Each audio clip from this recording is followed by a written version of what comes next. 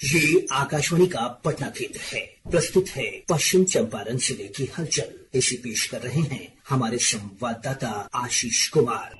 पश्चिम चंपारण जिला में होली का पर्व भी शांतिपूर्ण माहौल में संपन्न हुआ। लोगों ने एक दूसरे को रंग लगाकर होली की बधाई दी। वहीं इससे पहले कई सामाजिक संगठनों और राजनीतिक दलों की ओर से मिलन समारोह का आयोजन किया गया। केंद्रीय राज्य मंत्री सतीश चंद्र दुबे ने अपने आवास पर होली मिलन समारोह का आयोजन किया और लोगों को आपसी सद्भाव के साथ त्योहार मनाने की शुभकामनाएं दी। बीते दिन जिले के बेतिया में विजिलेंस की टीम ने कार्रवाई करते हुए शिक्षा विभाग के जूनियर इंजीनियर रोशन कुमार को 5 लाख रिश्वत लेते हुए गिरफ्तार किया। संवेदक की शिकायत के आधार पर निगरानी विभाग ने यह कार्रवाई की। मध्य एशिया में जारी संघर्ष के बीच ओमान की खाड़ी में एक तेल टैंकर जहाज स्काईलाइट पर मिसाइल हमले में बेतिया निवासी आशीष कुमार की मौत हो गई। आशीष जहाज के कप्तान थे। इस घटना की खबर मिलते ही पूरे जिले में शोक की लहर फैल गई और परिजनों का रो रो कर बुरा हाल है। जिले में बिहार विद्यालय परीक्षा समिति द्वारा आयोजित मैट्रिक और इंटरमीडिएट की वार्षिक परीक्षाएं शांतिपूर्ण ढंग से संपन्न हुई। हालांकि ट्रैफिक जाम के कारण कुछ छात्र छात्राएं समय पर परीक्षा केंद्र नहीं पहुंच सके, जिसके कारण उन्हें परीक्षा से वंचित होना पड़ा। इसको लेकर छात्राओं ने प्रशासनिक व्यवस्था पर नाराजगी भी जताई। जिले में पिछले 1 माह के दौरान जिले के विभिन्न क्षेत्रों में सड़क निर्माण के लिए खोदे गए गड्ढों और तालाबों में डूबने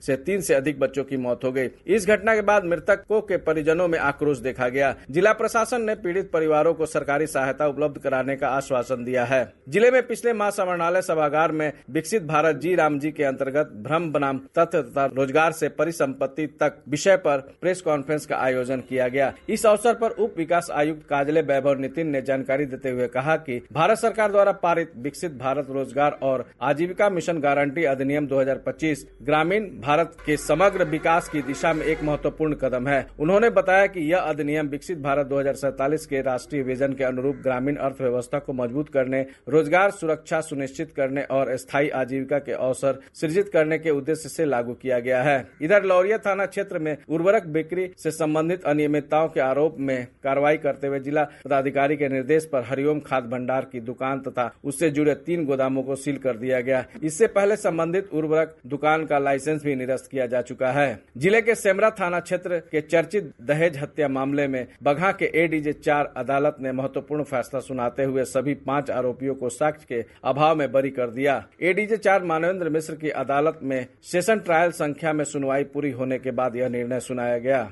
इधर कंगली थाना क्षेत्र में पुलिस ने गुप्त सूचना के आधार पर कार्रवाई करते हुए 54 किलो 290 ग्राम गांजा के साथ एक तस्कर को गिरफ्तार किया। पीएम सूर्य घर योजना के प्रभावी क्रियान्वयन और जागरूकता बढ़ाने के उद्देश्य से बेतिया नगर निगम सभागार में एक कार्यशाला का आयोजन किया गया। इसका उद्घाटन जिला पदाधिकारी द्वारा किया गया। कार्यक्रम में महापौर, नगर आयुक्त, सभी पार्षदगण और विद्युत विभाग के अधिकारी उपस्थित रहे। इस दौरान सौर ऊर्जा के उपयोग को बढ़ावा देने और योजना के लाभ आम नागरिकों तक पहुँचाने पर चर्चा की गयी। महाशिवरात्रि के अवसर पर जिले के ऐतिहासिक सागर पोखरा तथा बनकटवा स्थित कोटेश्वर नाथ शिव मंदिर में श्रद्धालुओं की भारी भीड़ उमड़ी। सुबह से ही हर हर महादेव के जय घोष के बीच श्रद्धालुओं ने भगवान शिव का जलाभिषेक किया। दूर दराज के गांव और अन्य जिलों से भी हजारों श्रद्धालु यहां पूजा अर्चना करने पहुंचे। भारतीय जनता पार्टी कार्यालय बगहा 2 में केंद्रीय बजट 2026-27 को लेकर एक कार्यक्रम और प्रेस वार्ता आयोजित की गई। इस अवसर पर मुख्य अतिथि केंद्रीय कोयला और खान राज्य मंत्री सतीश चंद्र दुबे ने बजट को आत्मनिर्भर भारत का बजट बताते हुए कहा कि यह बजट 2047 तक विकसित भारत के निर्माण का रोड मैप प्रस्तुत करता है।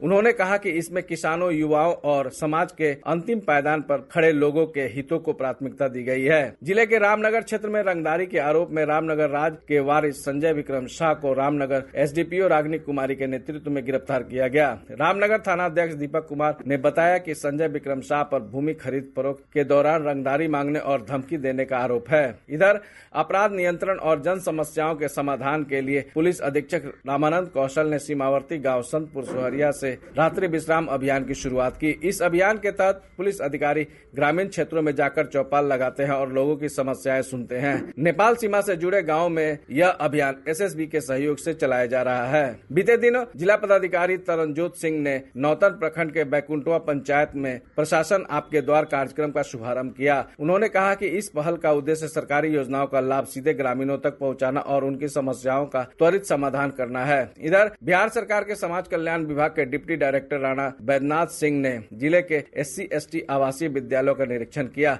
अभी आप सुन रहे थे पश्चिम चंपारण जिले की हलचल। इसे प्रस्तुत कर रहे थे हमारे संवाददाता आशीष कुमार।